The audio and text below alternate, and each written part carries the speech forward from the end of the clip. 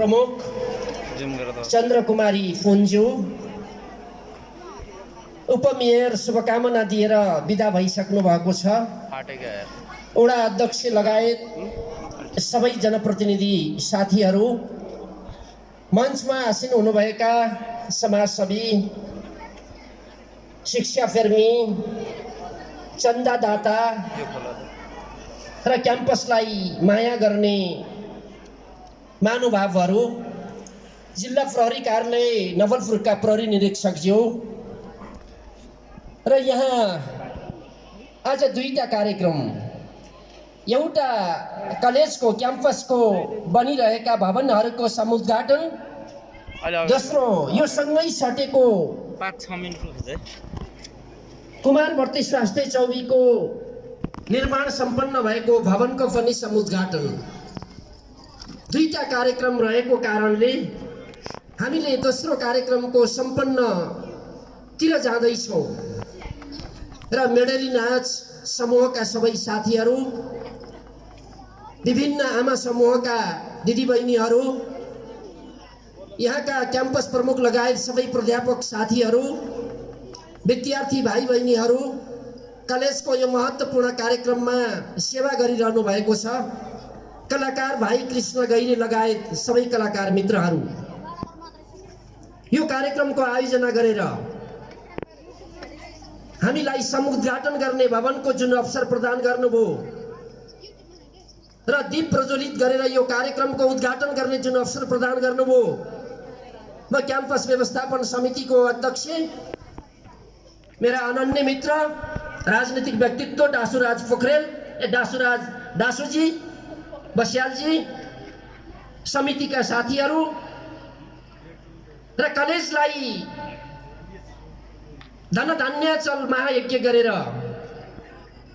धेरै रकम जुटाउने, धान जुटाउने, चामल जुटाउने, आर्थिक अवस्था ठिकै भए पनि कलेजलाई सहयोग गरौँ भनेर मन पग्लिनी गर्ने गरी आयोजना गर्ने त्यति बेलाका आयोजक सबै मित्रहरू सबैप्रति मैले आभार व्यक्त गर्न चाहन्छु। कोही धनी हुन्छन्, योगी भिक्षा माग्न आए भने गेट पनि खोल्दैनन्, त्यही होइन? कोही मनका धनी हुन्छन्, जोगी कहाँ जोगी भिक्षा माग्न आयो भने पनि बाँडेर खाएर राति सँगै सुत्छन्। जिन्दगी यही हो। मैले अघि एकजना दाजुलाई देखेँ, 2 कट्ठा जमिन दिनुभयो अरे। उहाँ पनि राजनीतिक कर्मी हुनुहुन्थ्यो। त्यसो भएर सम्पत्ति भनेको बाँड्ने चिज रहेछ, धन भनेको खर्च गर्ने चिज रहेछ। हामीले भनेका थियौँ धनधन्याचल महायज्ञमा साथीहरूले अलि रिक्स मोल्नुभयो कि खतरा मोल्नुभयो कि भन्ने लागेको थियो। नजिक यज्ञ भएको थियो। सबै साथीहरू यहाँ हुनुहुन्छ। गर्दै गर्दा एक दिन त राति आएर म पनि नाचेँ। दिउँसो आउने वातावरण बनेन। दिनभन्दा राति अझै उज्यालो थियो। कहिलेकाहीँ राजनीति यस्तो हुने गर्छ। र आज भवन बन्यो। मलाई अध्यक्षले, रामकृष्णजी, अरू साथीहरूले यहाँ लिएर देखाउँदा यहाँ त झाडी थियो। यही हो। संविधान सभाको माननीय सदस्यले 13-15 लाख कति राख्नु भएको थियो। पिल्लरहरूले बनाउने मान्छेको खोजी गरिरहेका थिए। फलामको रडमा खिया लागेको थियो, क्यान्सर जस्तै थियो। मन हुनेहरू भए भने बन्दो रहेछ नि। त्यसो भएर मैले सबै चन्दादाता, धनधन्याचल व्यवस्थापन समिति, यहाँको क्याम्पस व्यवस्थापन समिति, सबै प्राध्यापक, शिक्षक र दाजुभाइ दिदीबहिनीहरू आज कति राम्रो पोसाकमा आउनुभएको छ, कति खुसी लागेको छ। त्यसो भएर कला संस्कृति देखाउनु भयो। मैले भने अध्यक्षज्यूलाई, अरू ठाउँमा त आएपछि उद्घाटन भयो भने सबै हिँड्नुहुन्थ्यो। धनधन्याचलको बेला के खान दिनुभएछ, सबै अन्तिमसम्म बस्ने यो चलन बनेछ। मैले आभार व्यक्त गर्छु, धन्यवाद दिन चाहन्छु। र 76 सालमा सायद लाग्छ म क्याम्पस प्रमुखलाई, अध्यक्षज्यूलाई सोझेँ, गण्डकी प्रदेशको यसको नतिजा, रिजल्ट, परीक्षा बीबीएसको नतिजा प्रथम भयो। कुमारवर्ती मध्यवर्ती बहुमुखी क्याम्पसको नाम मनाङको कुनै एउटा विद्यार्थीलाई थाहै थिएन होला। गण्डकी प्रदेशमा कावसती नगरपालिकाको नारायणी नदी तटमा रहेको यहाँका किसानहरूले स्थापना गरेको कलेजले पनि त प्रथम हुन पाउँदो रहेछ नि त। तपाईहरुले व्यवस्थापन राम्रो गर्नुभयो, विद्यार्थी भाइ बहिनीहरूले राम्रो पढ्नुभयो, त्यसो भएर शुभकामना छ। अब दोस्रो हुने छुट हुन हुँदैन र अझै तपाईहरु यो बीबीएस कक्षालाई, स्नातकको कक्षालाई होटल म्यानेजमेन्ट, होटल व्यवस्थापनतिर तपाईहरु लाँदै हुनुहुन्छ। साह्रै खुसी लागेको छ। यो नदी तट नवलपुर जिल्ला गण्डकी प्रदेशको सबैभन्दा धेरै जनसङ्ख्या भएको जिल्ला, गण्डकी प्रदेशमा सबैभन्दा धेरै नदीले घेरिएको जिल्ला, उत्तरतिर काली गण्डकी छ, पाल्पाको नजिकै रामदी, 83 किलोमिटर काली गण्डकी देवघाट आइपुग्दा शालिग्राम पनि पाइन्छ। धार्मिक हिसाबले धार्मिक पर्यटकीय क्षेत्र यो त नवलपुर काली गण्डकी भनेको त हाम्रो सभ्यता सोझेको बोटेहरूको नदी सबभन्दा नजिकको नाता हो। बोटे नदीमै बस्छन्, नदीमै माछा मार्छन्, त्यही माछाबाट जीविका उपार्जन गर्छन् र नदी सबभन्दा प्यारो बोटेको हो। तर त्यही नदीले मेरी श्रीमती बगाएर लयो भनेर श्रीमान रुनुभयो।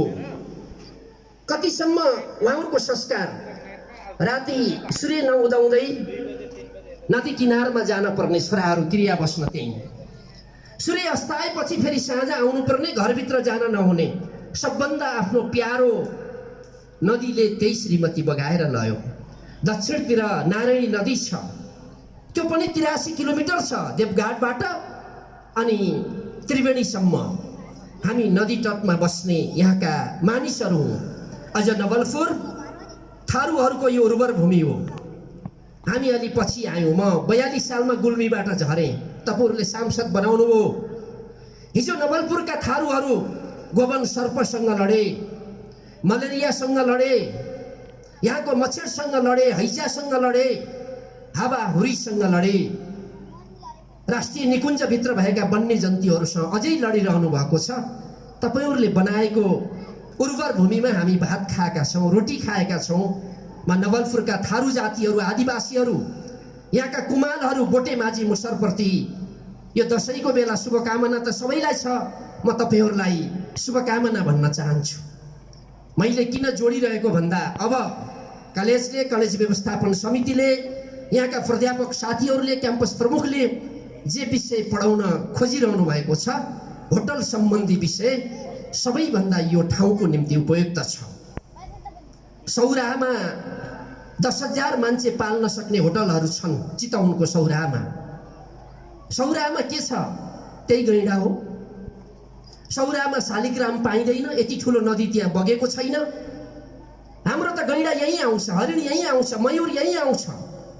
हाम्रो नदी तट अब आगामी 10 वर्षभित्र प्रदेशको माननीय हुनुहुन्छ, प्रदेश सरकारको अहिले डाडु पैन्नो उहाँहरूसँग छ। त्यसो भएर नदी तट होटलहरू चल्नेछन्, होमस्टेहरू चल्नेछन्।